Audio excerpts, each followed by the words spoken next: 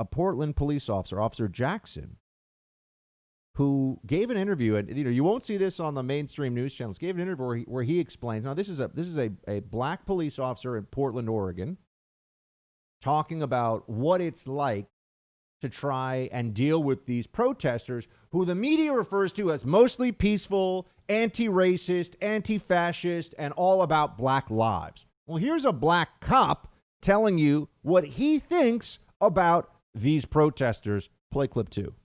It says something when you're at a Black Lives Matter protest.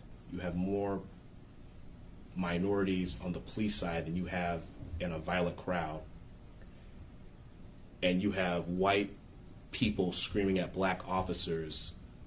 You have the biggest nose I've ever seen.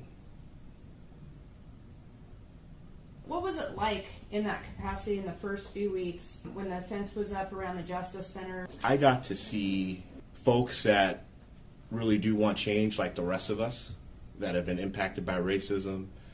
And then I got to see those people get faded out by people that have no idea what racism is all about, never experienced racism, that don't even know that the tactics that they are using are the same tactics that were used against my people. And they don't even know they don't even know the history. They don't know what they're saying. Coming from someone who graduated from PSU with a history degree, it's actually frightening. You know, they say if you don't know your history, you repeat it, and watching people do that to other people.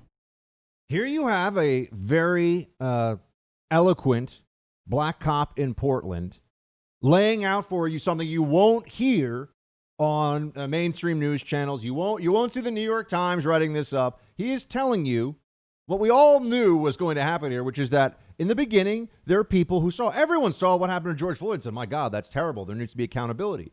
And there will be people in that moment who really do want to address racism, want to look at police brutality, want to have a serious adult conversation about those serious and adult issues.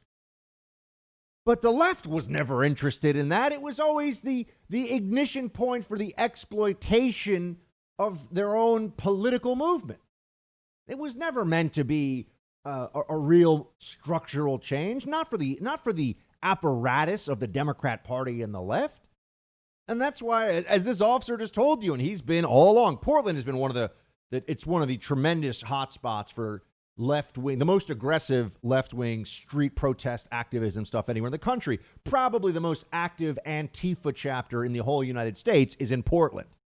So this cop has been dealing with this for months. And he's saying, you know what this has really turned into? A bunch of mostly white, ignorant, liberal, millennials and Gen Z who are showing up and saying incredibly, truly racist things to a black cop. Real racism, like, Nazi Germany kind of racism stuff to a black cop. And they think they're fighting racism? No. They're just angry morons who have been indoctrinated by the Democrat Party and the media and all these different cultural institutions that are controlled by the left in this country that want to divide us by race, that want to divide us in the most vicious and irreparable ways. He's telling you. And he has more to say. Play clip 3. A lot of times, someone of color, black, Hispanic, Asian, come up to the fence and directly want to talk to me. Hey, what do you think about George Floyd? What do you think about what happened about this? I go up to the fence, someone white comes up, F the police, don't talk to him.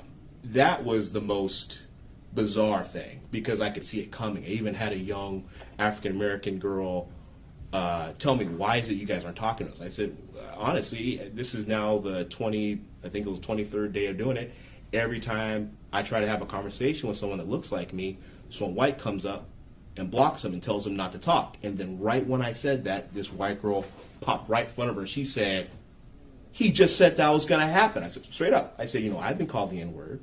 She's been called the N-word. Why are you talking to me this way? Why do you feel that she can't speak for herself to me? Why is it that you feel you need to speak for her when we're having a conversation? But then when you go to a gentrified community And one of the first pictures I saw one of the business that was looted was a black-owned business. I'm like, they're not even from here. They don't even know what they're even doing. This interview is a must-watch. Everyone across the country who cares about what's going on now with this Black Lives Matter movement, here you have a black cop who is completely sympathetic to the concerns of the minority community when it comes to actual racism and police-civilian interactions. And that's, as I've said, there are instances of police brutality that are reprehensible, and there should be both accountability and transparency.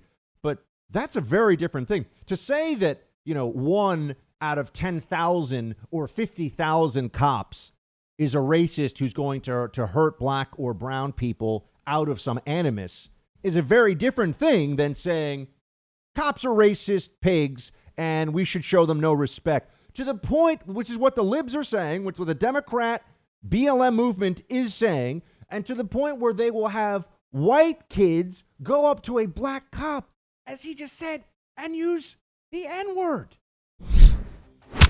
Hey, Team Buck, thank you so much for watching The First on YouTube. If you like this video, please click that little thumbs up button so then it will log as liked. And also, if you want to see more great content from The First, please click subscribe.